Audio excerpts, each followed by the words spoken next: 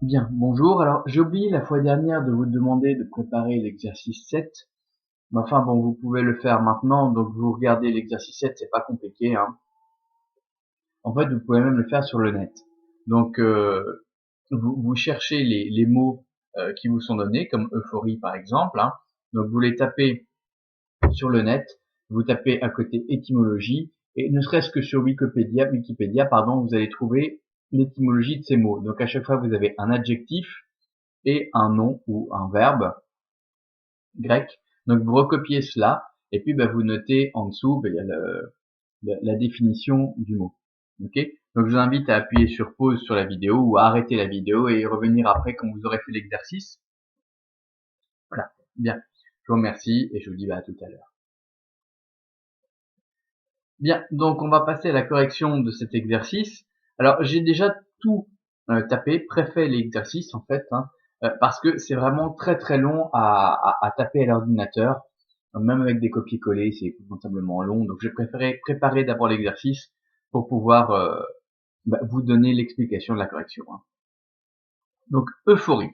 Euphorie vient de qui veut dire bien, que vous connaissez, on l'a déjà rencontré en grec. On retrouve cela aussi dans eugénie. Donc eugénie, c'est celle qui est bien née. L'eugénisme, c'est la science qui étudie l'amélioration par la naissance de la race humaine. Bon, donc on le retrouve dans beaucoup de mots grecs, hein, donc ça veut dire bien. Et ferro, ce verbe ferro qu'on connaît en latin et en grec et qui veut dire porter, apporter, supporter.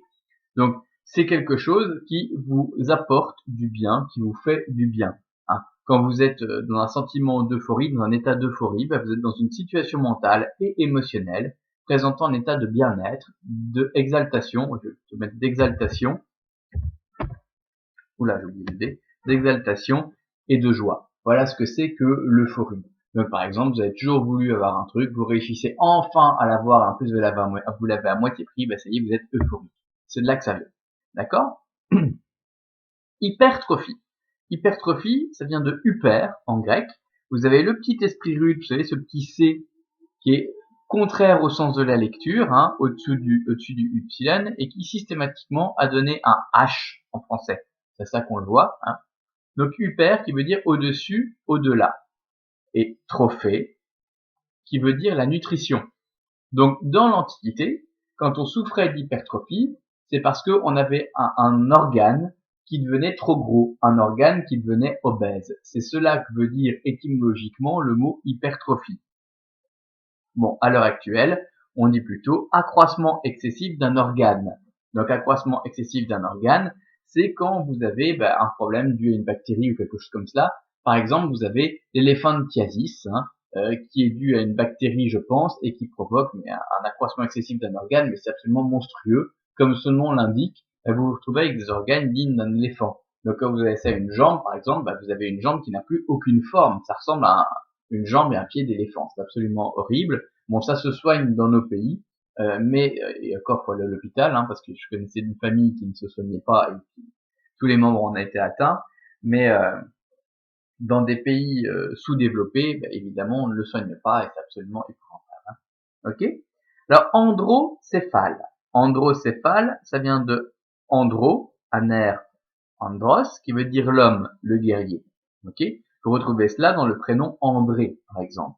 Donc l'homme, le guerrier, et puis céphale, qui veut dire la tête, képhalé, la tête. Pensez un petit peu, un synonyme du mal de crâne, c'est le mot céphalée. C'est quand vous avez mal à la tête. Ok? Bien. Donc, ça veut dire qu'il y a une tête d'homme, une tête d'être humain, une tête humaine. Alors, de quoi parle-t-on?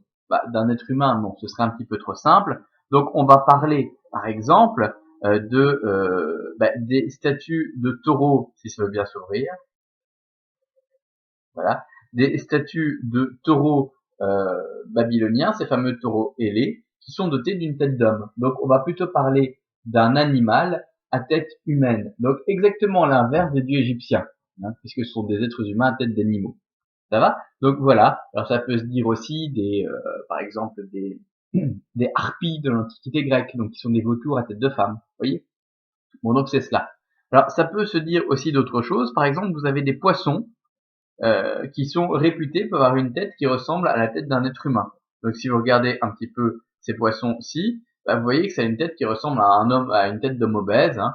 Bien voilà. Alors ceux-ci ne sont pas comestibles, mais vous avez aussi d'autres poissons qu'on consomme régulièrement et qui ont une tête qui ressemble beaucoup à la tête d'un bébé. Et par conséquent, bah, quand on les présente, c'est vraiment des poissons d'usage quotidien, hein.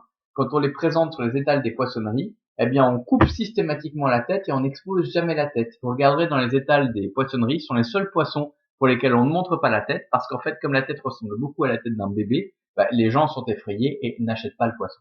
Ok? Bien. Voilà. On va poursuivre. Alors, ensuite, vous avez nécropole. Nécropole, c'est bien de nécros, qui veut dire mort, et de polis, qui veut dire la ville. Bon, on retrouve ces deux mots dans plein d'autres mots français, hein. Nécros, ça donnait par exemple la nécrophilie. C'est quand vous tombez amoureux, que vous éprouvez du désir pour un cadavre. C'est une maladie qui existe, hein, une dégénérescence sexuelle qui existe, comme toutes les dégénérescences sexuelles possibles et imaginables.